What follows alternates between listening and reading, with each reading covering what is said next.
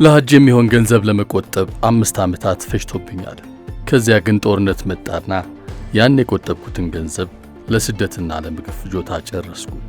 ይህን የሚናገሩት የ65 ዓመቷ የጋዛ እመቤት ሰልዋ ኪላ ናቸው። ሳውዲ አረቢያ በአሁኑ ሰዓት ከመላው ዓለም ለሐጅ ስነ ስርዓት የተጓዙ ሚሊዮኖችን እያስተናገደች ትገኛለች። ከኛ ኢትዮጵያ እንዲሁም በአሜሪካና እስራኤል ጦር እስከተሰበቀባት ኢራን ድረስ ምዕመናን ለስነ ስርዓቱ ተጉዘዋል። በሐጅ ስነ ስርዓት ላይ የሚሳተፉት ኢራናውያኑ ብቻ አይደሉም፣ ከአሜሪካ የተነሱትም አሉ። በዚያ ሁሉም በአንድነት ወደ ፈጣሪያቸው አቤት ይላሉ። ጥቁሩም ነጩም፣ ንጉሱም ሰራተኛውም ሁሉም ነጠላ አካላቸውን በጨርቅ ሸፍነው ራሳቸውን ለጌታ ትእዛዝ ለማስገዛት ተጉዘዋል።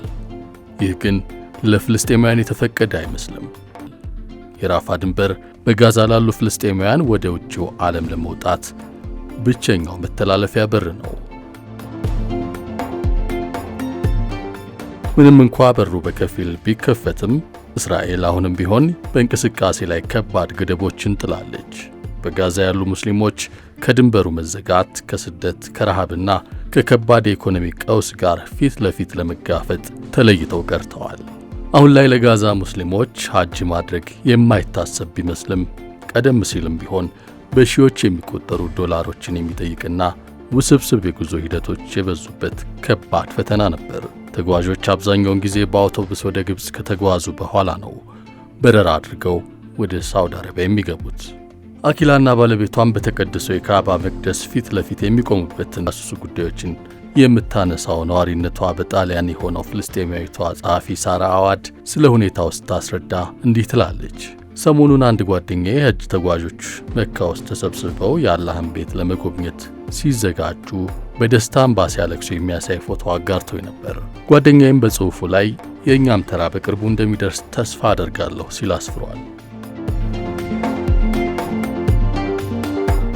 በጋዛ ለሚኖሩ ለብዙዎች ግን መሰል ምስሎች ልብ የሚነኩ ከመሆናቸውም በላይ ያጡትን ትልቅ ዕድል የሚያስታውሱ በመሆናቸው ሕመማቸው ከባድ ነው ብላለች።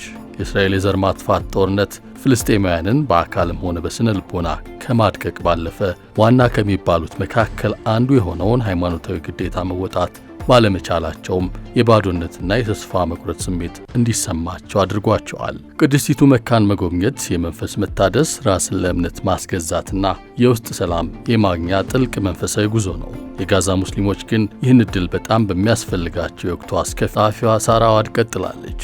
ከቀጠናው ውጭ ያሉ ሰዎች ይህ ቀውስ ከፈራረሰው ኢኮኖሚ፣ ከተንኮታኮተው የጤና ስርዓት ወይም ከምግብ አቅርቦት እገዳው ያነሰ አጣዳፊ አድርገው ሊያስቡት ይችላሉ።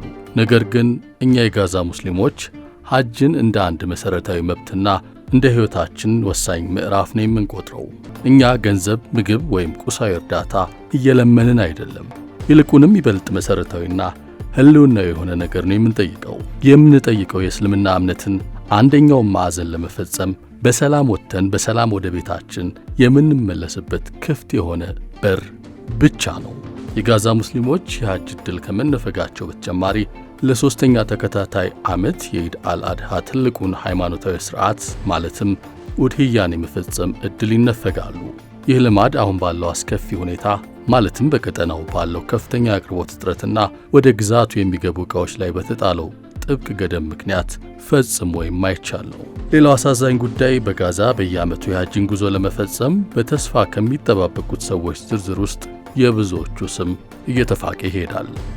የተቀደሰውን መንፈሳዊ ግዴታቸውን ሳይፈጽሙ ዕድሉ ሳይቀናቸው የሞት መልእክተኛ ቀድሟቸው ቤታቸው ደጃፍ ይደርሳል። ይሁን እንጂ እነዚህ ሁሉ ፈተናዎች ቢደቀንባቸውም በጋዛ የሚገኙ በርካታ ፍልስጤማውያን ሙስሊሞች በቀጣዩ ዓመት ሐጅ ወይም ዑምራ እናደርጋለን የሚለውን ተስፋ ሰንቀው የሚያገኙትን ጥቂት ሳንቲም አሁንም ድረስ መቆጠባቸው የሚቀር አይመስልም። በፍልስጤም ሁልጊዜም ተስፋ አለ። በዚያ ምድር ሁልጊዜም ጽናት አለ።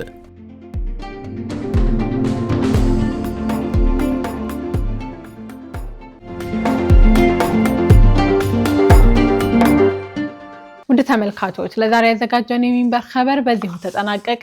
ፋይዛ መሐመድ አብሬያችሁ ቆየሁ። ወሰላሙ አለይኩም ወራህመቱላሂ ወበረካቱሁ።